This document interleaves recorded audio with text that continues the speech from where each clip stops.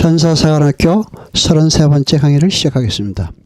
이 강의는 미카엘과 그의 사자들 교회 33번째 설교를 기준으로 한 것입니다. 요한복음 7장 25절로 53절까지 봅니다. 예루살렘 사람 중에서 혹이 말하되 이는 저희가 죽이고자 하는 그 사람이 아니냐. 보라 드러나게 말하되 저희가 아무 말도 아니하는도다. 당국자들이 참으로 이 사람을 그리스도인 줄 알았는가. 그러나 우리는 이 사람이 어디서 왔는지 아노라. 그리스도께서 오실 때는 어디서 오시는지 아는 자가 없으리라 하는지라. 예수께서 성전에서 가르치시며 외쳐 가라사대 너희가 나를 알고 내가 어디서 온 것도 알거니와 내가 스스로 온 것이 아니로라. 나를 부르신 이는 참이시 너희는 그를 알지 못하나 나는 아노니 이는 내가 그에게서 났고 그가 나를 보내셨음이라 하신대. 제가 예수를 잡고자 하나 손을 대는 자가 없으니 이는 그의 때가 아직 이르지 아니하였음이로라. 우리 중에 많은 사람이 예수를 믿고 말하되 그리스도께서 오실지라도 그 행하실 표적이 이 사람의 행한 것보다 더 많으랴 하니 예수께 대하여 물에 수군거리는 것을 바리새인들에게 들린지라. 대제사장들과 바리새인들이 그를 잡으려고 하석들을 보내니 예수께서 이르시되 내가 너희와 함께 조금 더 있다가 나를 보내신 얘기로 돌아가겠노라. 너희가 나를 찾아도 만나지 못할 터이요 나 있는 곳에 오지도 못하리라 하신대. 이에 유대인들이 서로 묻되 이 사람이 어디로 가기에 우리가 저를 만나지도 못하리요. 헬라인 중에 흩어져 사는 자들이로 와서 헬라인을 가르칠 터인가. 나를 찾아도 만나지 못할 터이요 나 있는 곳에 오지도 못하리라 한 이 말이 무슨 말이냐 하니라. 명절 끝날 곧 큰 날에 예수께서 외쳐 가라사대 누구든지 목마르거든 내게로 와서 마시라. 나를 믿는 자는 성경에 있는 것 같이 그 배에서 생수의 강이 흘러나리라 하시니 이는 그를 믿는 자의 받을 성령을 가리켜 말씀하신 것이라. 이 말씀을 들은 무리 중에서 호은이가 참으로 그 선지자라 하며 혹은 그리스도라 하며 어떤 이들은 그리스도가 어찌 갈릴리에서 나오겠느냐. 성경에 이르기를 그리스도는 다윗의 씨로 또 다윗이 살던 초원 베들레헴에서 나오리라 하지 않았느냐 하며 예수를 인하여 무리 중에서 쟁론이 되니 그 중에는 그를 잡고자 하는 자들도 있으나 손을 대는 자가 없었더라. 하석들이 대제사장들과 바리새인들에게로 오니 저희가 묻되 어찌하여 잡아오지 아니하였느냐. 하석들이 대답하되 그 사람이 말하는 것처럼 말한 사람이 이때까지 없었나이다 하니 바리새인들이 대답하되 너희도 미혹되었느냐. 당국자들이나 바리새인 중에 그를 믿는 자가 있느냐. 율법을 알지 못하는 이 무리는 저주를 받을 자로다. 그 중에 한 사람 곧 전에 예수께 왔던 니고데모가 저에게 말하되 우리 율법은 사람의 말을 듣고 그가 행한 것을 알기 전에 판결하느냐. 저희가 대답하여 가로되 너도 갈릴리에서 왔느냐. 상관하여 보라 갈릴리에서는 선지자가 나지 못하느니라 하였더라. 다 각각 집으로 돌아가고 아멘. 여러분, 유대인들은 메시아의 기원이 되어 다음 두 가지 믿음을 가지고 있었습니다. 첫째는 메시아는 다윗의 후손으로 베들레헴에서 태어난다. 둘째는 메시아는 하늘 구름을 타고 호련히 임한다. 그러므로 메시아는 그 누구도 알지 못하게 갑자기 출현할 것이라고 생각했습니다. 베들레헴 에브라다야 너는 유대 족속 중에서 작을지라도 이스라엘을 다스릴 자가 내게로 나올 것이라. 그의 근본은 상고의 태초의 애니라. 아멘.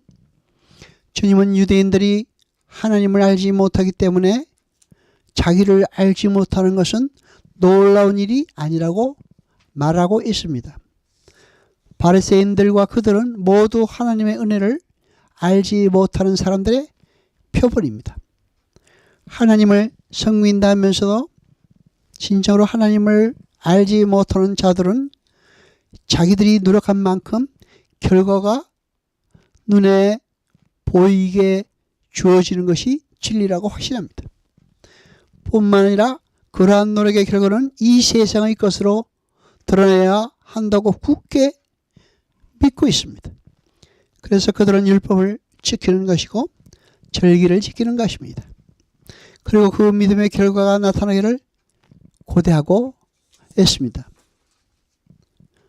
여러분, 성경은 그러한 자들을 가리켜 믿지 않는 자라고 분명히 밝히고 있습니다. 그와 반대로 율법과 절기의 진리를 아는 이들은 모든 것이 하나님의 은혜로부터 주어지는 것임을 알고 그 은혜를 의지하고 그 은혜에 순종하게 되며 그 하나님의 은혜에 의해 주어지는 것은 이 세상의 떡이 아닌 하늘의 떡인 영생이라는 것을 압니다. 성경은 그들을 가리켜 믿는 자라고 부릅니다. 여러분, 우리는 오늘까지 살아왔지만 각 사람의 죽을 시간은 하나님의 결정에 의해서 이루어지는 것입니다. 많은 사고의 위험과 인간과 짐승의 위험에 노출되어 있더라도 하나님께서 우리를 불러가실 때 우리는 하나님께로 가는 것입니다. 우리는 누구도 자기의 한계를 넘어서 행동할 수는 없습니다. 하나님의 섭리에 대한 확신이 하나님께서 친히 명령하셨다는 것을 알게 합니다. 우리의 어떤 노력이나 열심도 하나님의 권세에는 도움이 될 수 없습니다. 영원한 생수이신 예수 그리스도에 의해서만 우리 안에 하나님의 영광은 온전히 회복될 수가 있습니다. 오직 예수의 은혜만을 의지해야 하는 것입니다. 뿐만 아니라 우리가 추구해야 하는 목표 지점 또한 화려한 이 세상의 다윗 왕국이어서는 안 되는 것입니다. 예수께서는 우리에게 말씀하시기를 우리와 함께 있는 것 외에 더 바랄 것이 없지만 극히 소수에 산다는 말이 그를 영접한다고 하십니다. 그러므로 우리는 이사야 선지자가 말하는 대로 너희는 여호와를 만날 만한 때에 찾으라. 가까이 계실 때에 그를 부르라. 이사야 55장 6절입니다. 여러분, 우리는 은혜 받을 만한 때에 부지런히 하나님께 나가야 할 것입니다. 우리는 하나님이 우리의 나타남을 얼마나 참으실지 알 수 없기 때문입니다. 34절에 나 있는 곳에 오지도 못하리라 한 말씀에는 그 시제를 살펴볼 필요가 있습니다. 그 시제는 미래가 아닌 현재의 시제를 쓰고 있습니다. 또 38절의 배는 헬라어 코일리아입니다. 그 단어는 가슴이라는 뜻입니다. 양심이나 전인격 등 존재의 핵을 말합니다.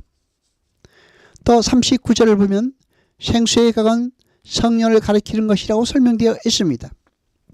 물을 영과 관련하여 이해하는 것은 유대적 사고방식입니다. 히브리인들에게는 물은 부어지는 것이고 영의 갈증을 느끼는 자리로 이해됩니다. 성경은 우리는 믿음을 통하여 영생하도록 솟아나는 생명샘이 되시는 성령을 마시게 된다고 말하고 있습니다. 그리고 학자는 믿음의 분량에 따라서 성령의 은사를 참여하게 되는데 이 세상에는 완전히 성령의 은사를 충분히 받을 수는 없습니다. 성령의 풍성함에 있어서는 주님이 이를 생수에 비교할 때마다 주로 그리스도의 나라를 말하고 있으며 믿는 자들의 마음을 그것으로 이끌고 있습니다. 생수에 관한 모든 예언은 따라서 그리스도 안에서 이루어진 것입니다.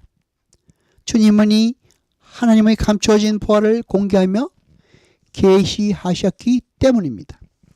성령이 온갖 은혜가 그에게 부어짐으로 말미암아 우리는 모두 그의 충만한 데서 받을 수 있게 된 것입니다. 예수를 믿는 자들은 배에서 흘러넘치는 생수의 강에 푹 잠겨 생수를 마시게 되고 그 생수의 강을 세상으로 흘려보내는 사람들이라는 내용을 그러한 표현을 통해 그려내고 있는 것입니다. 예수 그리스도의 은혜로 우리가 하나님의 백성이 되었다는 것을 깨달아 알게 하시고 하나님의 백성에게서 보이지 않은 하나님의 됨됨이 하나님의 성품들이 성도에게서 흘러나오도록 우리를 도우러오신 분이 성령이신 것입니다. 또한 성령은 우리의 마음을 움직여 예수 그리스도가 주라는 것을 알게 해주러 오신 것입니다. 따라서 여러분이 지금 예수 그리스도만이 우리의 주이시며 예수 그리스도의 공로로 우리가 영생을 얻게 되었다는 것을 믿으시면 여러분 안에는 이미 성령이 내주하고 계신 것입니다. 모든 성도는 성령 세례를 통하여 성도가 되며 그렇게 성령 세례를 받은 이들이 하나님 나라의 삶의 원리인 십자가의 삶을 잘 살아내는 것을 가리켜 성령 충만이라고 부르는 것입니다. 우리는 예수 그리스도만으로 행복해질 수 있어야 합니다. 이 눈에 아무 증거가 아니 보이고 이 귀에 아무 소리 들리지 않아도 오직 믿음으로 그리스도로만 행복할 수 있는 자들이 성도입니다.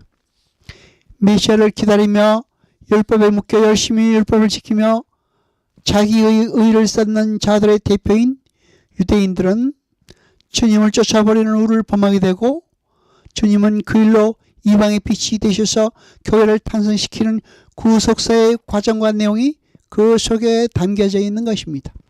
그렇게 인간 쪽에서 하나님 앞에 내어놓는 것들은 그들의 구원에 전혀 도움이 되지 않을 뿐 아니라 오히려 하나님을 죽이고 싶을 만큼 미하게 되는 원인 제공이 될 뿐인 것입니다. 여호와 아버지 하나님 거룩하시며 세세토록 영광과 찬송 받으소서. 말씀을 들을 때 깨닫게 하시며 우리로 진리를 알게 하소서.